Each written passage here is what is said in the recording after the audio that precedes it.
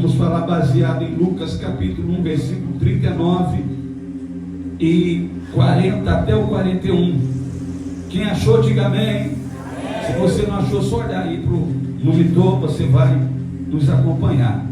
E naqueles dias, levantando-se Maria, foi apressada às montanhas, a uma cidade de Judá.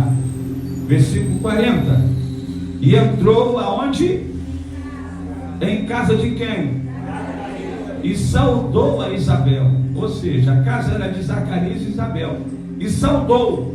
E aconteceu que ao ouvir Isabel a saudação de Maria, a criancinha soltou no seu ventre.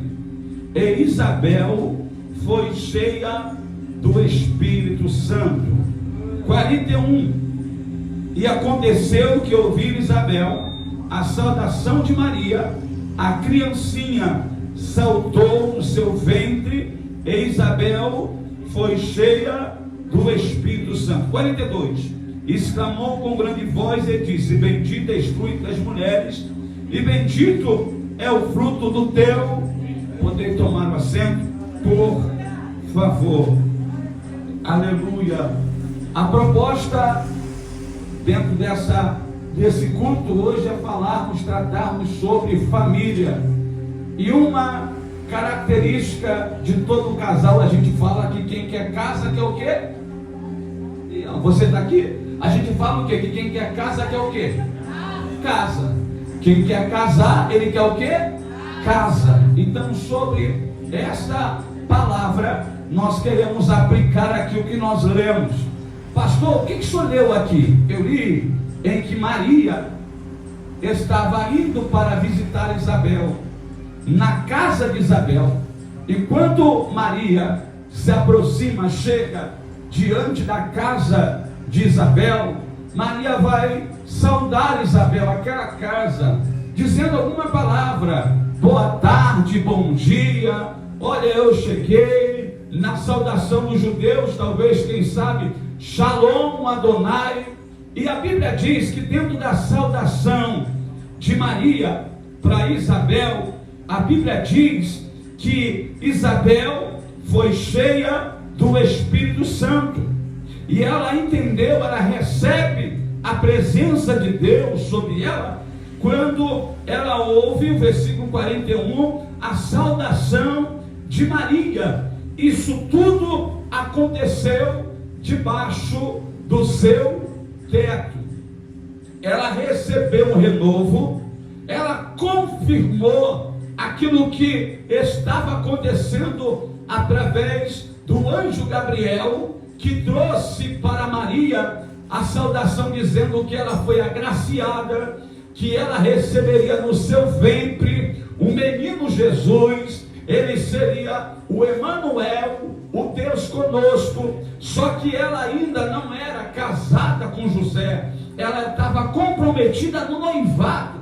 E dentro desse período ela sobe para ver Isabel, porque o anjo desceu para Zacarias, dizendo a Zacarias que a oração dele tinha sido ouvida e que Isabel estaria grávida, receberia um filho na sua velhice. E a profecia se cumpre. Isabel está gestante na sua casa. Maria sobe para estar com Isabel, porque tinha um grau de parentesco. E quando ela chega debaixo do teto de Isabel e vai saudar, diz a Bíblia que ela é renovada. Diz a Bíblia que ela confirma a obra do Espírito Santo que estava acontecendo na vida de Maria. Isabel também recebe. E dentro desse mover, dentro dessa experiência sobrenatural, eu quero trazer aqui algumas experiências. A primeira, um ambiente pelo qual Isabel e Maria recebe a presença de Deus, é um ambiente familiar. É debaixo de um teto. Aquela casa tinha dono. Não era na sinagoga, não era no altar, não era diante do gasofilácio, não era na oração, ela estava na rotina da sua casa, quando ela recebe a presença de Maria, e naquele momento ela recebe a presença de Deus. Com isso, eu quero já afirmar para você que a casa de Isabel era uma casa espiritual. Eu quero entrar dentro dessa direção. A casa de Isabel era uma casa espiritual. Nem todas as casas são espirituais, mas uma casa espiritual, ela tem a sua característica. Uma casa espiritual, ela tem as suas manifestações e as suas experiências. Foi debaixo desse teto que Isabel, ela diz assim, no versículo 41, quando eu vi a saudação de Maria, a criança saltou no seu ventre. Isabel foi cheia do Espírito Santo. Uma casa espiritual é um lugar que você também sente a presença de Deus. Uma casa espiritual é um lugar que também você tem experiência com o mundo espiritual. Tem gente que não sente nada, tem gente que talvez até não tem percepção nenhuma, mas quem tem uma vida espiritual, ele sente o mover, ele sente o que está envolvendo aquela casa. E o que estava envolvendo a casa de Isabel era a presença de Deus. Eu vim aqui aplicar isso para te dizer que uma casa, quem casa quer casa, e uma casa para ser bem sucedida, uma casa para ter paz, ela precisa se tornar uma casa espiritual. Por quê, pastor? Porque por mais que às vezes você não sente o que Isabel sente, mas eu vou dizer para você que é uma casa espiritual, ela está tão sensitiva para aquilo que te alimenta, para aquilo que te renova, como também para aquilo que pode te abater, para aquilo que pode te destruir, para aquilo que pode trazer sobre você uma fraqueza, um desânimo, um cansaço. E aí às vezes você não entende, poxa, não sei o que acontece do lado de fora, eu sou uma pessoa disposta, sou uma pessoa ativa, mas quando eu entro no ambiente da minha casa, ou quando eu vou na casa de fulano, rapaz, eu sinto uma dor de cabeça, parece que minha pressão cai, eu não sei o que está acontecendo. É porque existe sobre aquela casa um mover, e essa noite o Espírito Santo vai descortinar diante de mim, de você, a necessidade de transformar a nossa casa em uma casa aonde temos a presença de Deus. Eu estou falando sobre família, porque quando isso acontece, às vezes, quando estamos debaixo de guerra, é dentro de casa que sentimos. Às vezes no trabalho, em qualquer lugar, você está bem, você está conversando com todo mundo, mas quando você chega em casa, de repente a pessoa muda. O que houve que a pessoa mudou? Ficou meio nervoso, agressivo. O que aconteceu com ele? Tem gente que não consegue nem ficar em casa. Ele chega, já dá vontade de ir para a rua. Fulano, para um pouco. E ele não consegue. Há uma inquietação, algo que está sobre a vida dele. Pastor, como eu posso transformar a minha casa em um lugar de presença de Deus, em um lugar de renovação? Primeiro, a casa começa com quem mora dentro dela. Eu, como visitante, não posso mudar a tua casa. A casa, a responsabilidade da casa é quem mora nela. Salmo de número 127 diz que se os trabalhadores, que trabalham na casa, se o Senhor não edificar ela, em vão trabalha os que edificam. Por quê? Porque aqueles que estão dentro da casa têm que ter um posicionamento de testemunho, vida com Deus. Uma certa feita, Jesus deu exemplo de Satanás, que ele mora dentro de uma casa, e quando Jesus entra dentro dessa casa, sumindo, ele fica andando, vagando pelos lugares áridos, e se aquela casa se torna vazia, ele volta, e ele traz consigo mais 7. O estado daquela casa é pior do que o primeiro. Então a responsabilidade da casa é quem é o dono da casa. Não adianta eu estar aqui servindo a Deus, cultuando ao Senhor, se dentro da minha casa eu quebro algum princípio de Deus. A primeira responsabilidade que eu vejo não foi de Maria. Ah, pastor, Maria trouxe a presença já estava lá. Porque quando você olha a história de Isabel e Zacarias, vocês vão ver um casal justo, servir a Deus, de bom testemunho. O seu posicionamento, a sua adoração tem o poder de transformar a sua casa. Já começa por aí. A casa era de Maria, a casa era de Isabel. Foi na saudação de Maria que Isabel recebeu a presença, mas a realidade é, a presença só estava ali porque tanto Isabel como Zacarias servia a Deus de verdade. Diga para alguém que está aqui: quer vitória? Quer vitória? Quer mesmo? Quer vitória? Então, do mesmo jeito que você adora aqui, adora lá.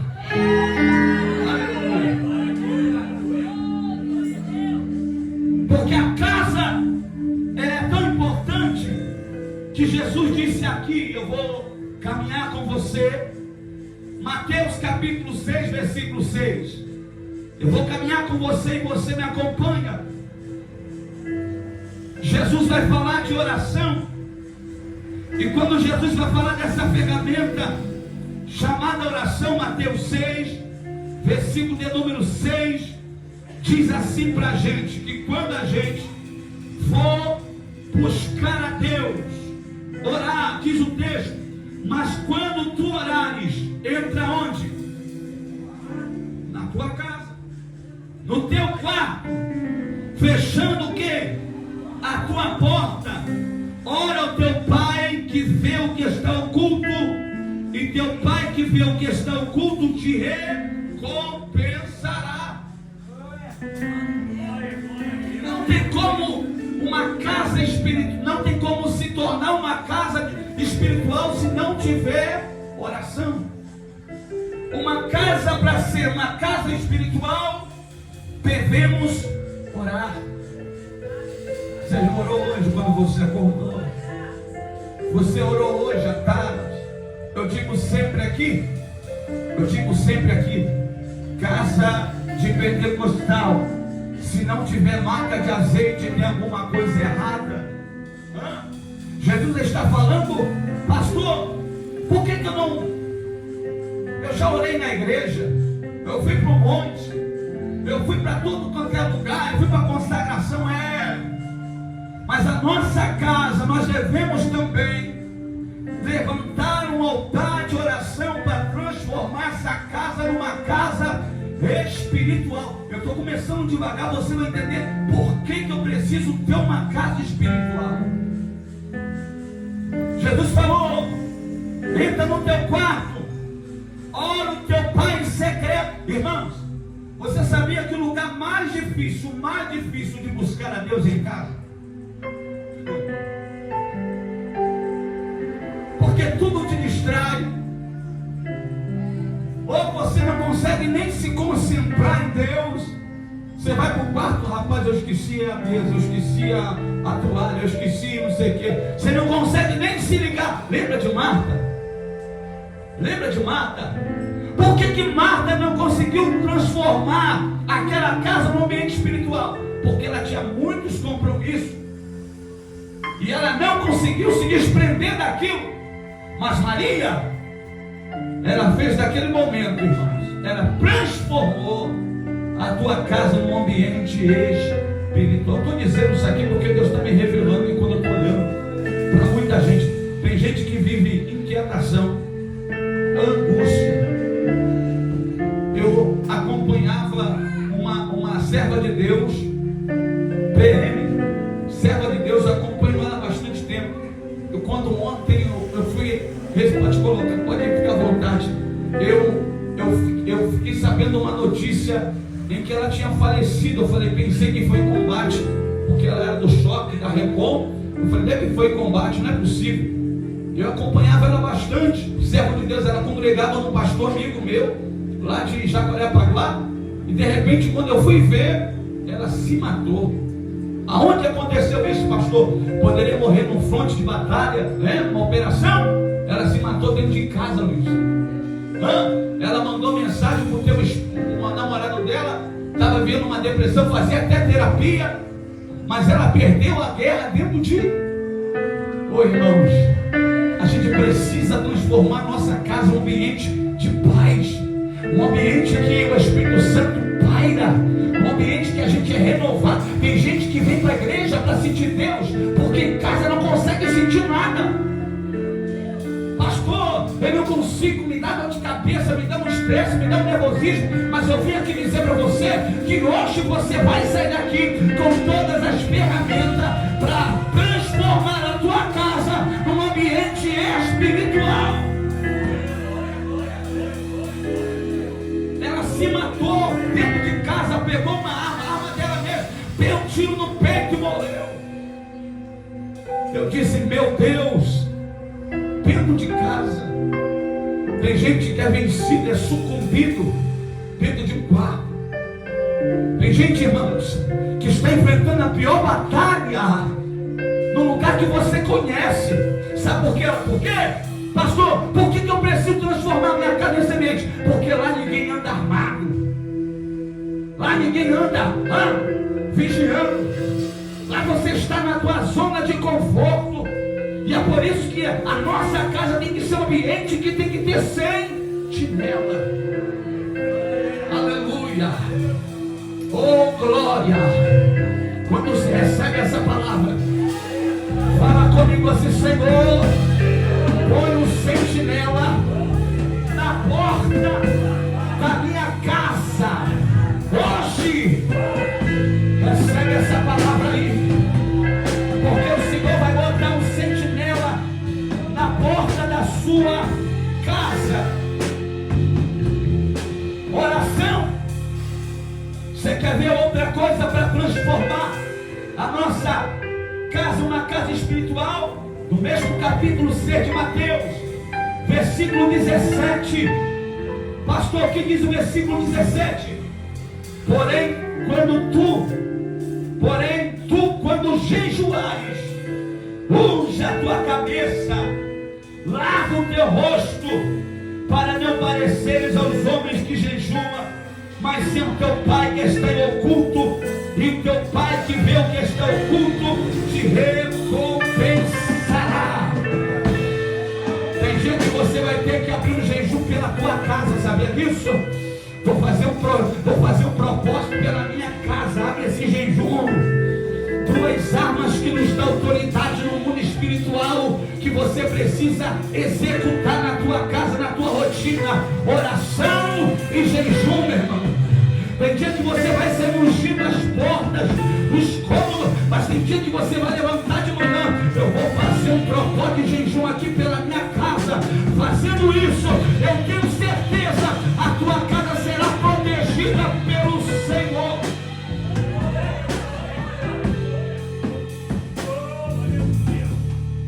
Por que, pastor? Eu preciso fazer esse propósito. Olha o que o Salmo 91, ele vai nos dizer, para você que há muito tempo está sem consagrar a tua vida, para você que está há muito tempo sem pedir esse propósito espiritual. Eu preciso te informar, meu irmão, você vive no campo de batalha, você vive no campo de guerra, e é necessário que a igreja use as armas das nossas milícias, que não são carnais, mas sim espirituais em Deus. Salmo 91, versículo 10. Aleluia!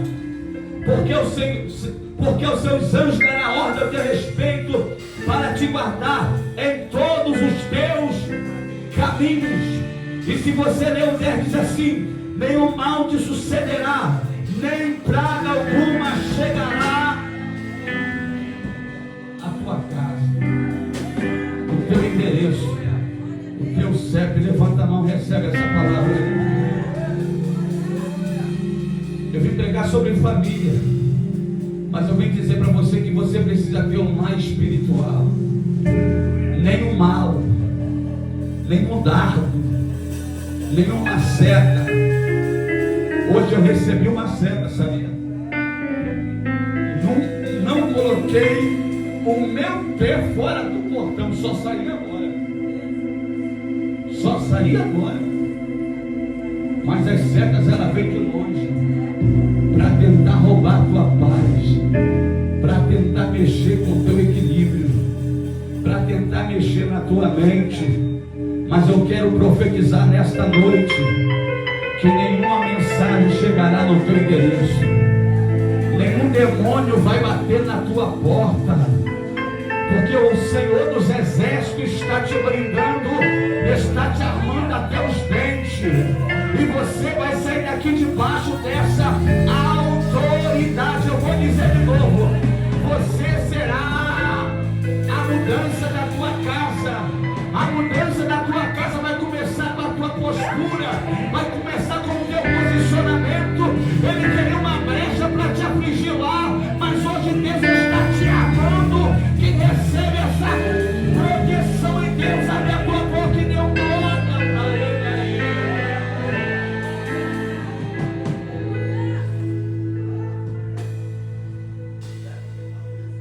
Chamei uma irmã para uma oração, uma campanha. Pastor, estou passando uma guerra, o inimigo foi na minha porta, pastor, falou e tal. Eu falei: irmão, vem para oração, vem para a igreja. Irmãos, no culto que tivemos aqui, foi o culto do chá. Não sei se foi o chá, se foi quinta-feira.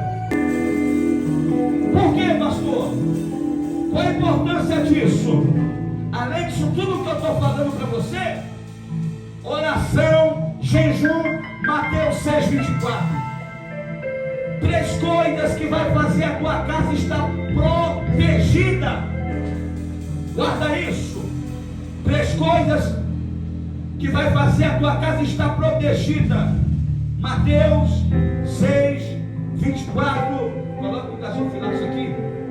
Esse relógio está atrasado.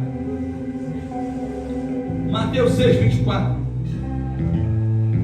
Olha o que a Bíblia diz.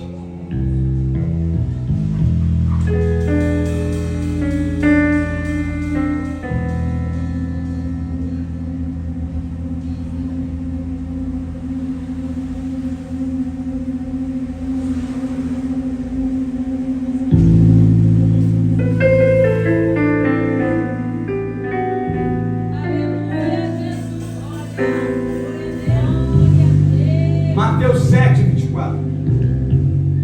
Todo aquele, pois, que escuta as minhas palavras e as pratica, assemelha a um homem prudente que edificou a sua casa sobre, diga comigo, casa sobre a rocha. Mais uma vez, casa sobre a rocha. A casa sobre a rocha é a casa que observa, pratica a palavra. Lâmpada para os meus pés, luz para os meus caminhos é o que? Oração, jejum e palavra. Diabo não vai conseguir mexer na tua casa. E quando eu falo de casa, não estou falando de parede. Quando eu falo de casa, eu falo de quem está lá. Quando eu falo de casa, eu falo da tua alma, do teu espírito, das tuas emoções, do teu equilíbrio, da tua saúde, do teu projeto, dos teus filhos. Levanta a mão, recebe isso. Quando eu falo de casa, eu falo do teu bem-estar. Quando eu falo de casa, eu falo de cuidado de Deus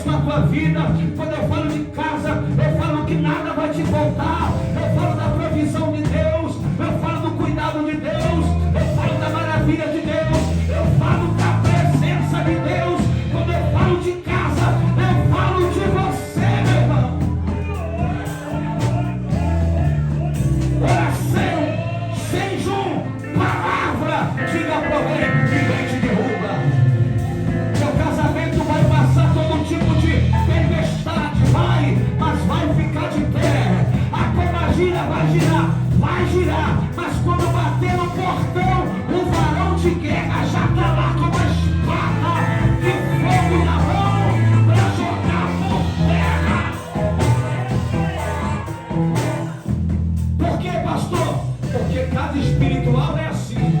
Você está dormindo, mas tem hora que o varão te acorda. Acorda aí.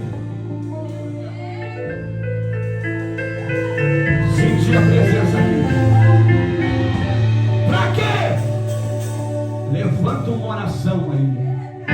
Aí você pensa até que é para buscar, né? Você dobra o joelho, se humilha. Ó, você faz assim, ó.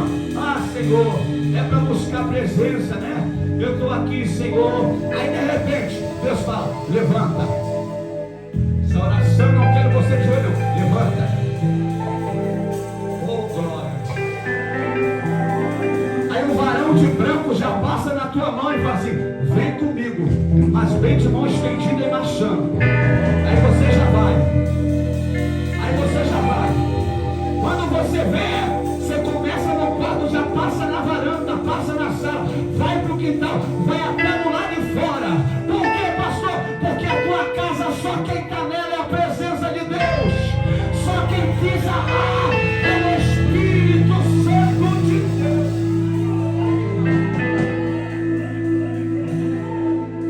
Pastor, por que eu preciso transformar minha casa espiritual? 2 Reis 4, o profeta fala para ela assim, vem cá, vai nas suas vizinhas, pega a vasilha, mas não fica no quintal não, entra no teu quarto, fecha a tua porta, deita o azeite.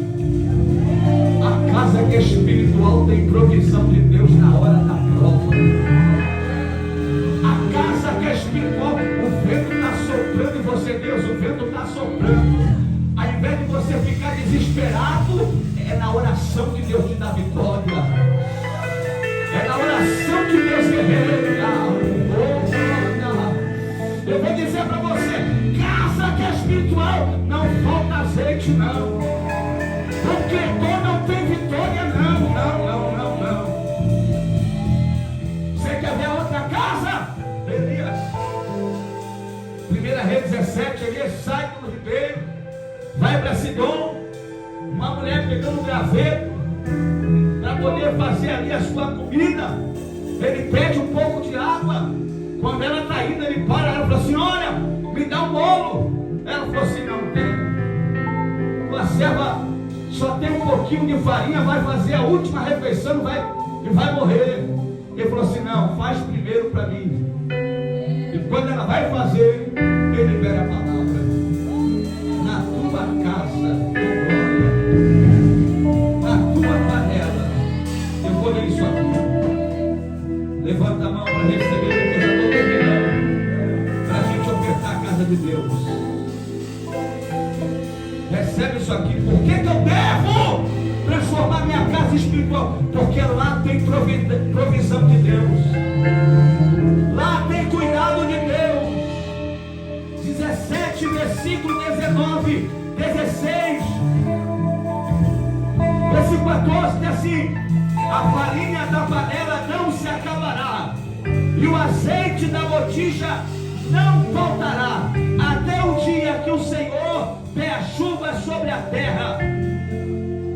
Olha o 15 agora. Esse 15 aí guarda e leva para a sua vida. Olha o 15 aí. O mistério está aqui, ó. Olha o 15. De mão levantada. Olha o 15. E foi ela e fez conforme a palavra de Deus, e assim comeu ela, ele e o que? E a sua casa. Muitos dias. Tem gente que não merece, mas vai receber por você. Tem gente que nem podia, mas vai ter. A porta vai se abrir lá por causa de você. A provisão vai chegar lá por causa de você. Eu vim aqui de Deus, eu vim aqui profetizar.